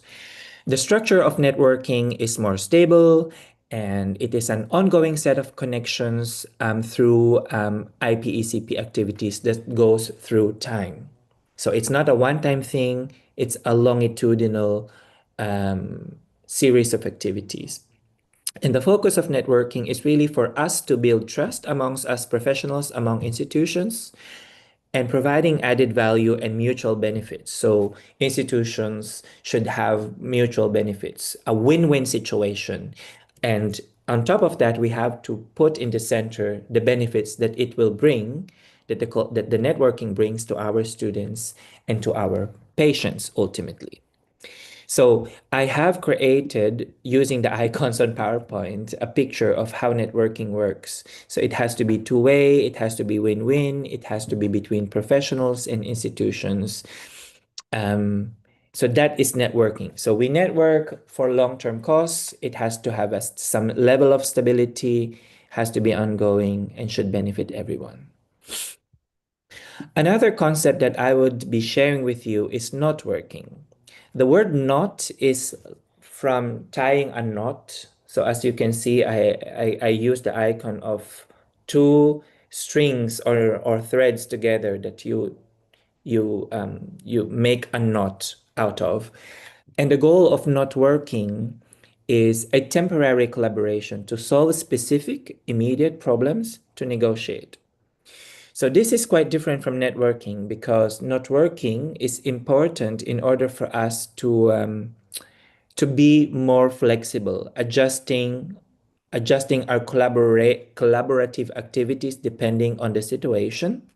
The structure of networking is pulsating, fluid, with a changing locus of initiative and authority. So in this kind of a professional networking approach, we see that we need to tie the knot, we need to loosen the knot, we need to tighten and loosen the knot as we see fit, depending on the situation. And an example of networking could be project-based work, collaboration, that depends on some short-term or medium-term goals. And it can be tightened, loosened, and sometimes this collaboration disappears if it's not anymore needed. So that is what not working is about. And there's another term that I would like to share with you. It's called not working. So it is a not working means ineffective relationship building and only transactional working. So as you know, for example, when you go to a conference and you meet a person just to say hi, you exchange cards, and then you don't follow up. then there's not anything that needs to be done. There's no work that needs to be involved in the short term and not even in the long term. There's no productivity within not working. And it is not working is also described as lack of effort or focus on meaningful connection on and or productivity. And not working means there is closing of connection. There is no connection because maybe not because you don't want to work, but maybe there needs to be new connection that needs to be created. So it's transactional and does not build long-lasting relationships. So think about that. And I will be giving you some examples of networking, not working, and not working. But before I go there are different models and examples of international networking in IPECP. Based on best practices, these can be divided into online, on-site, and hybrid. You can do your online one like what we are doing now, the most practical and the most cost-effective through virtual exchange programs. So for example, IPE programs that fosters teaching, teacher and student exchanges, such as a module that we are doing in the Zurich University of Applied Sciences, where we invite IPE experts from all over the world to talk about different healthcare systems. And we do it online, and it's a module. And Anthony and Vicky here are one of the lecturers that we have been inviting to share with our students. So that kind of interprofessional education module benefits from this online, from technology. Another way of doing interprofessional education program are on-site training on IPE, such as international clinical placements or immersion programs. I remember my introduction to IPE was in 2013, where I was sent for 2 weeks in Japan in Gunma University, which is known as a World Health Organization Collaborating Center for Interprofessional Education, Research, and Training. And that kind of program is on site. You have to be there. You have to travel there, meet different people from different countries and different professions. So that's an example. And I'm sure that in Turkey, I believe that you can also do that, maybe as a host, or maybe you could send some of your students to on-site IPE program or training programs. And of course, what we always try to explore are hybrid networking opportunities, such as engaging in global IPECP networks and consortia, where, for example, the interprofessional.global fosters meetings, and that is also hybrid, where we use technology and at the same time create opportunities for people to meet in person, to talk about strategies on how we can promote and build IPECP programs, and also solve issues that is related to issues and barriers in relation to interprofessional education and practice. So we have 3 models: the virtual, on-site, and hybrid. And I'm sure most of you as medical educators know about it. But let me just give some examples of networking, not working, and not working. So from my personal experience, networking is my involvement in the IP.Global to support the establishment of the APIPEC network, or the Asia Pacific Regional Network. So it took us, for example, I'm representing the APIPEC network, and it took us, I think, 3 years to negotiate and apply to become an established network under the IP Global. And it requires a lot of activities, long-term, sustainable, to be able to ensure that we are part of a bigger global network, and also supporting other regional networks, emerging networks in IPE. In terms of not working, some examples that I have would be our project with the British Journal of Midwifery, and Vicky is here with us, and she's part of that team, where we co-wrote a special issue of, I think, correct me if I'm wrong, I think 8 articles for that special issue in around 2022. And during this time, we were in different teams of authors from different professions, different countries, writing together for a whole year, coming up with 8 articles for this special issue on IPE and COVID-19. And this was such a great opportunity for us. I could consider it as not working because there's a lot of negotiations. It's kind of temporary because once the special issue was out, it was it ended. The networking ended, but of course we had to create new networks and create new projects after that 1 year of working together. And an example of not working, which is the third concept that I introduced, is what I call or term as collaborative silos. Collaborative silos, is a term that I coined myself. Maybe it's written somewhere else as well, but I see this as when different institutions are trying to foster interprofessional education programs or interprofessional practice in hospitals, but the idea is for them to compete against each other, or networks within one country, or similar programs within one region. And the idea is for them to compete and show who's doing better or not, instead of really collaborating to create a network. So for me, when that happens, and that happens in my own experience, collaboration is diminished. Interprofessionalism is diminished when collaborative silos are allowed to flourish.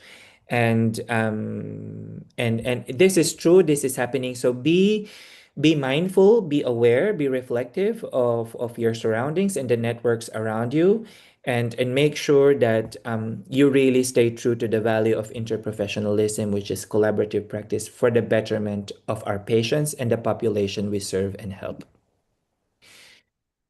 So some strategies for effective networking for educators is to, I think our other speakers, the speakers earlier than mine, have already mentioned about institutional partnerships through memorandum of agreements. I'm sure you are very much aware of that, especially when you're in administration. I think this ensures long-term benefits. So if you want to establish networks, you can do that.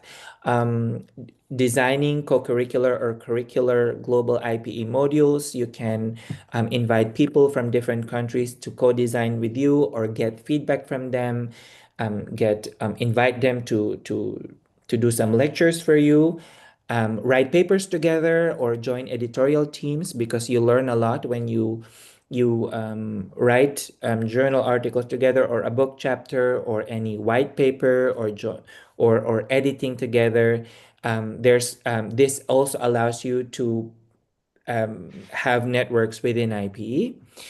And for learners, engage in online forums. We can start by engaging our students to online virtual activities in IPE, and not necessarily on-site, but that would be good if you have funding. Join projects and student organizations. There are institutions that introduces IPE through student organizations, which is good. And I think that can prepare them when they become professionals. Seeking mentorships and having mentors available for IPE in schools is an effective way of allowing our students to feel that they belong to this movement of interprofessionalism regionally and globally. And of course, for both educators and learners, we need to, of course, maximize technology to facilitate these networking activities, and just make sure that we leverage our ICT tools to work across different cultures, languages, and also time zones, which are very important to consider nowadays. And I think I'm in my last slide now. I know you are very much familiar with this, but it is important to be aware of these challenges And I encourage you to try these potential solutions when it comes to international networking, such as time zone differences. In the international networking that I'm doing, we try to provide two schedules for the Western Hemisphere and the Eastern Hemisphere. We try to be as flexible as possible. We try to use Google Documents or whatever synchronous documents that you can use for people who might not be able to join, and allow them to contribute through these kinds of applications such as Miro boards or Google Docs. We have also tried in the networks that I'm working with, like global networks, to use translation tools, having an actual translator ready with you when you are doing some international networking, or preparing scripts in English while you allow a person to speak their own language is also one way to solve that issue on language barriers. Time and human resources is a very big issue in international networking, but I think when you have shared objectives, you will be able to be creative in finding funds and finding people.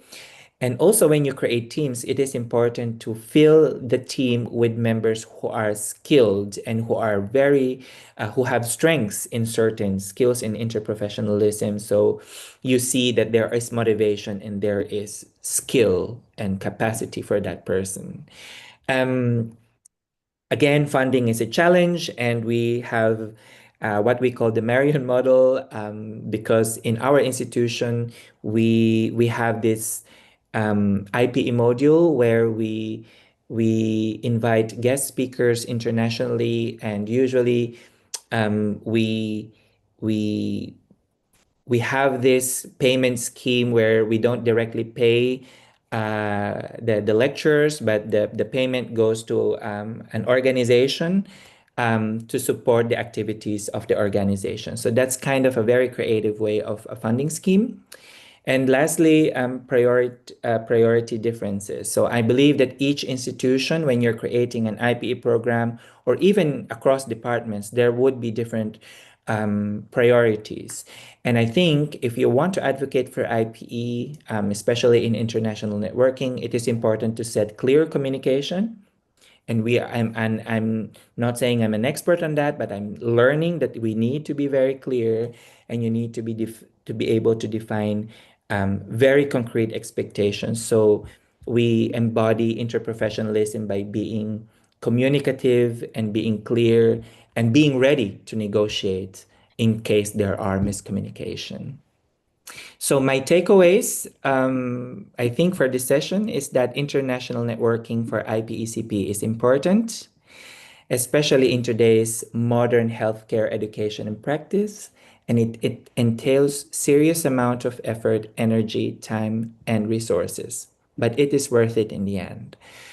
Another takeaway is that professional relationships and international collaboration for IPECP can be done in different ways. Hopefully you foster networking and not working, and not working, and that networking and not working should be applied based on the shared goal of institutions and professional groups.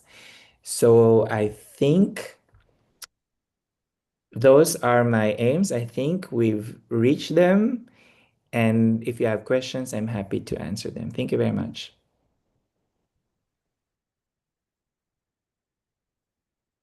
Thank you, Dr. C, for sharing your experience about this valuable topic.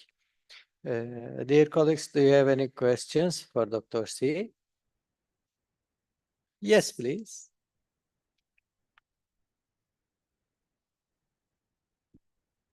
Thank you for the speech. I guess I can ask my question directly, if it's okay. Yeah. Okay. Thank you for the speech. I'm Dr. Güliz. I just want to ask this question. You talk about that you have the diverse population during the education sessions, especially for the online.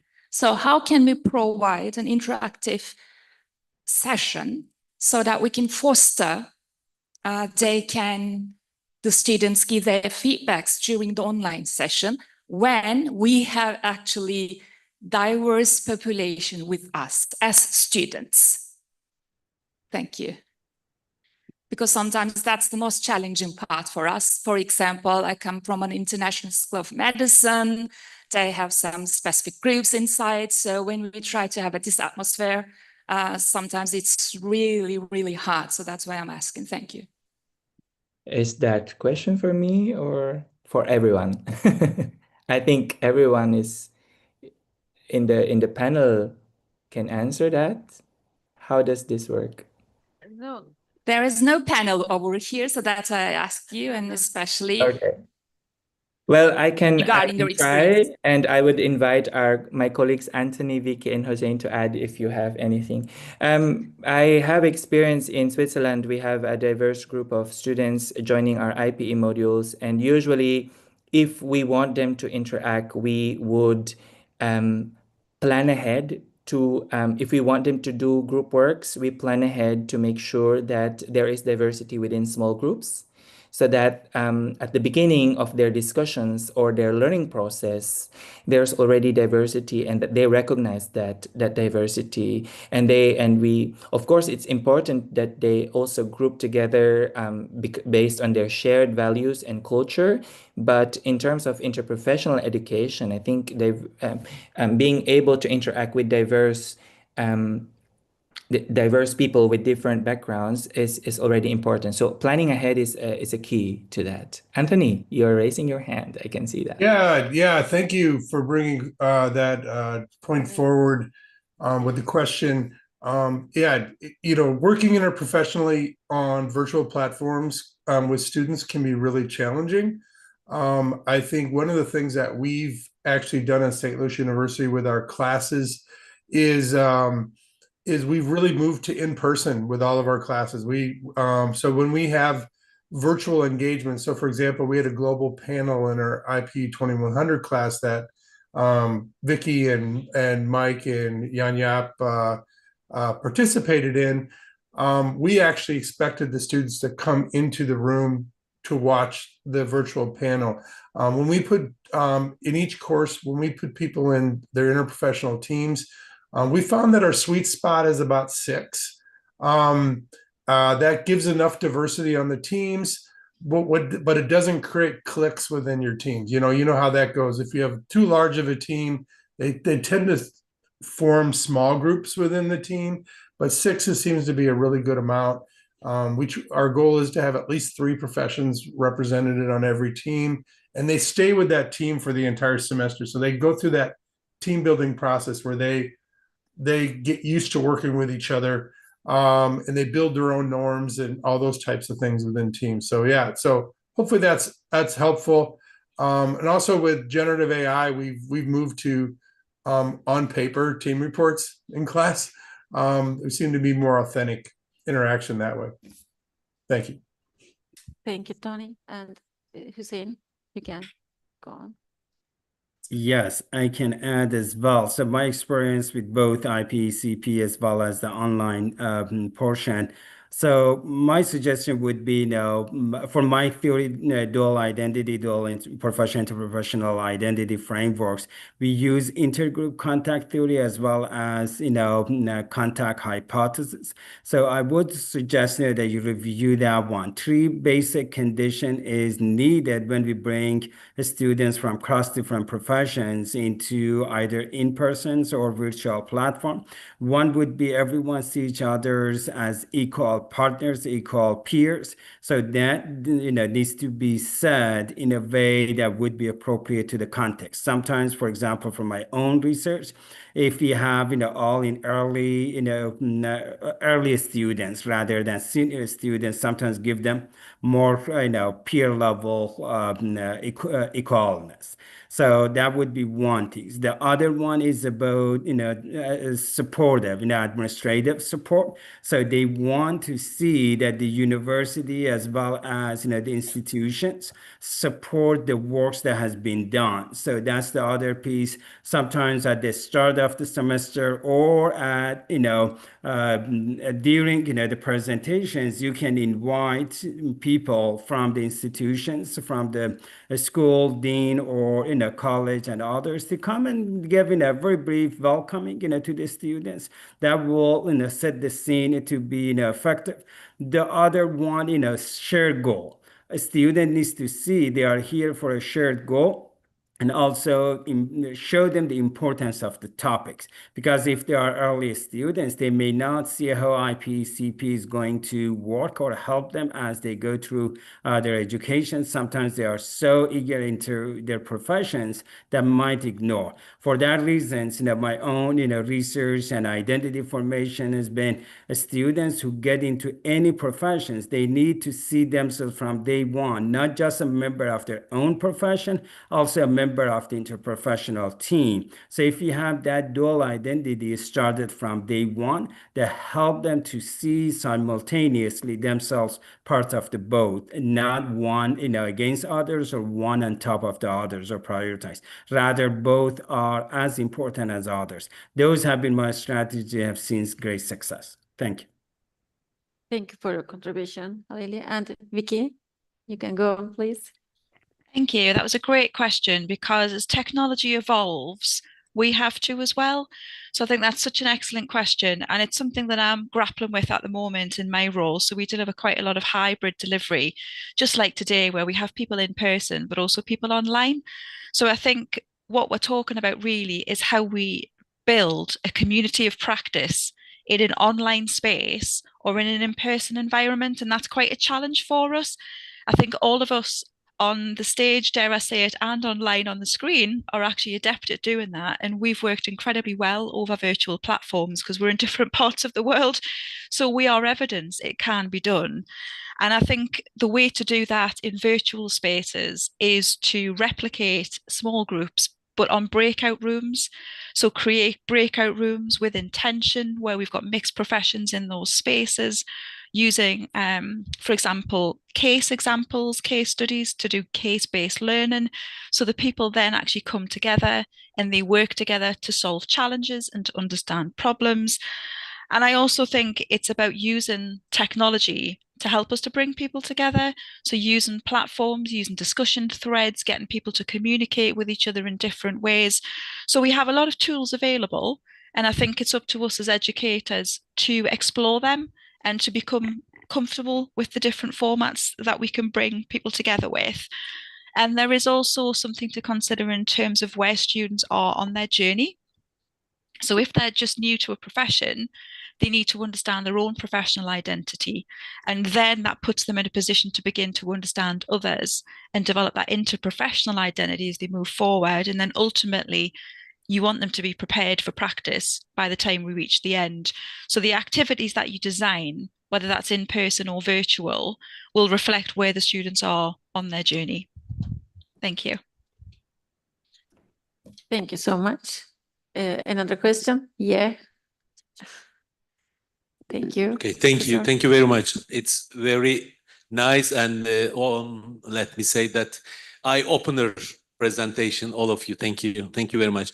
I'm curious about, you have a great experience in that area. We are talking about interprofessional education, but education has two sides. One is learning, the other side is teaching. We know lots of research and evidence you are producing and many people producing at the moment for the learning side, the education side. What about interprofessional teaching practice or interprofessional collaborative teaching practice is the teacher side? So do we have any kind of, let's say, experience, suggestions, or let's say evidence that we can use, we can utilize or extend it? Thank you.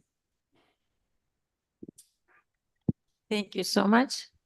Yes, Vicky?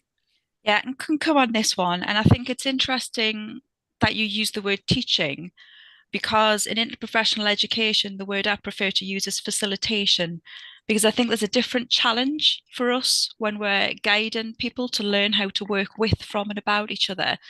And the role of the person in the room, I suppose, in that moment is to facilitate that learning. And it really should be driven by all of the different professional students that are in the space.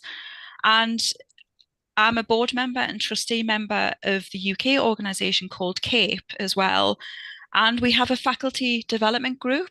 It's driven by colleagues Melissa Owens in the UK and Sharon Blumenthal. And they're doing a lot of work at the moment. They have a UK survey out and they're trying to actually explore the different way that educators facilitate sessions, what skills they require, what competencies are needed, because it is really important that we also think about us as educators and how we develop. So there's a large body of work going on at the moment in that field. So hopefully that just gives you a little bit of insight. There will be a guide coming out on the back of that. There will be additional resources being published. And there's also, there's a range of research already out there on this topic, but more is coming. So sit tight and keep your eyes peeled because more is on the way. Thank you. Yes, Michael. Yes, thank you. Yeah.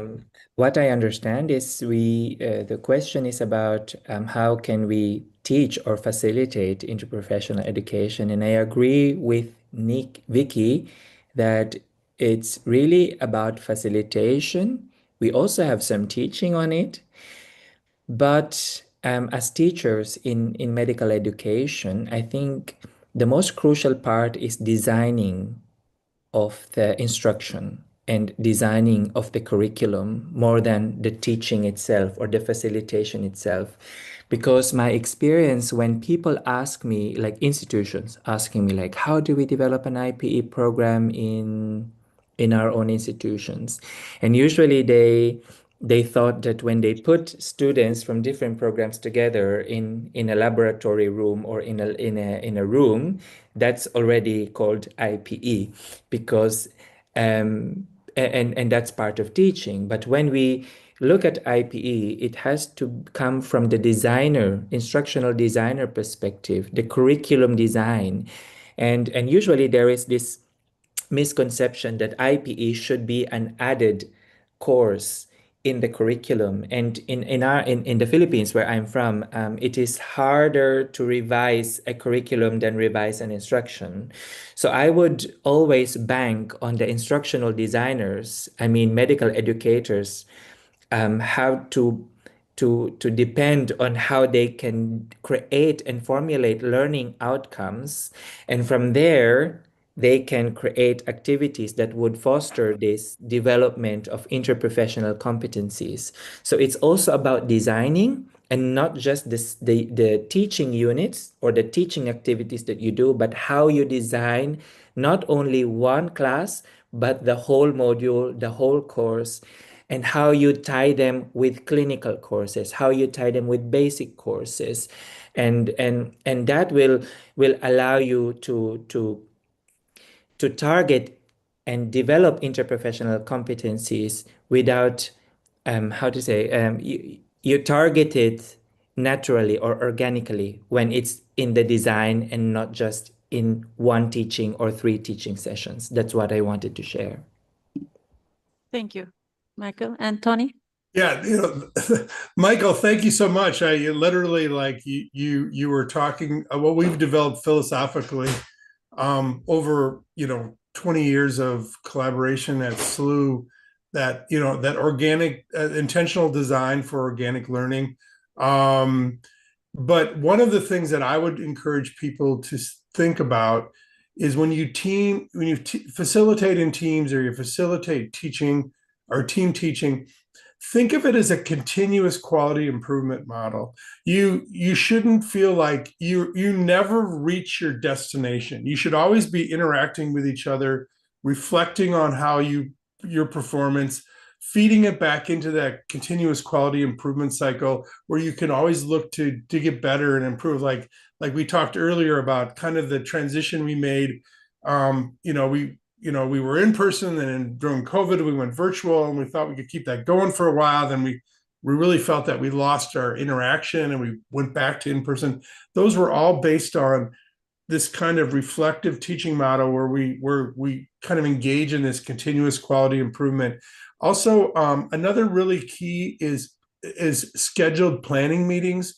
I think you just can't expect people just to show up and work together as a team, you know, as facilitators without planning out those activities in advance. So those kind of carving out those planning meetings outside of class time is always a really good thing to do too. So thanks. Thank you, Tony. Yes, Hussein, please go on. Yep, thank you. Building on the conversation, I don't want to repeat, they have done a great job explaining from an administrative role, from a college, school and university perspective. It's very important when it comes to IPCP teaching to make it, as was mentioned as well, make it part of the curriculum. It should not be seen as an add-on. Rather, it should be seen more as part of the other courses that faculty would teach. At the same time, we know teaching at interprofessional courses requires more time and more energy. So for that reason, it's crucial those those additional works being recognized part of their workload, faculty workload, and also Tony earlier mentions, including IPCP part of tenure and promotions are crucial. Will motivate faculty to be more engaged, get involved in professional development, because majority of us have been trained in silo. So which means IPCP is foreign to us as well. So we need to learn how to facilitate, how to teach IPCP. This is an investment. If we motivate and award those faculty who are teaching in this area, that will help with the sustainability and integration of IPCP. So hope that helps, but again, is a system efforts and needs to be systematic evaluation part of it as well. So it's not just about is it good things to do, it's essential. At the same time, we need to show to the administrative and administrations that is working, is helping students, helping faculty, and also helping branding the university, because again, it's not just about sometimes the soft and hard skills, rather how is helping the university achieve its goal in branding and visibility. So many different ways that you can count. So logic and evaluations, logic model when you evaluate the IPCP impact is crucial, because the impact again is much more than just students being prepared. How it impacts system at the university as well as institutions and agency would be important to consider. Thank you, Hussein. Thank you. Thank you for your contributions. Any questions? Thank you all participants and colleagues for this great session. Thank you very much for this collaboration. And now we can end our session. Thank you so much. Thank you. Thank you, everybody. Have a wonderful day. Okay, so this was end of our today's sessions. Now we have a gala meal, a dinner, cocktail. In the outside